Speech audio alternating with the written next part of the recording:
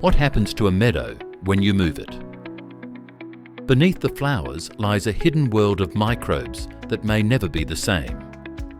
In a collaborative study published in the Journal of Environmental Management, researchers from the Institute of Geography and Spatial Organization of the Polish Academy of Sciences and partner institutions examined the effects of turf translocation in southern Poland.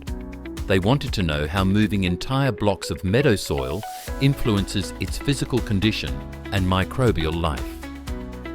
When the meadow soil was moved, it became more compact and dry. Less air and water could pass through, making it harder for plants and soil life to thrive. The way nitrogen moved through the soil also changed. A process called aminification became stronger, while the microbes that help balance nitrogen were less active, which could lower soil fertility.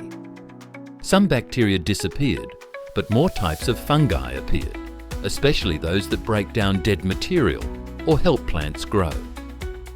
The new location, near forests and fields, also introduced new species, increasing overall diversity but changing the original soil community.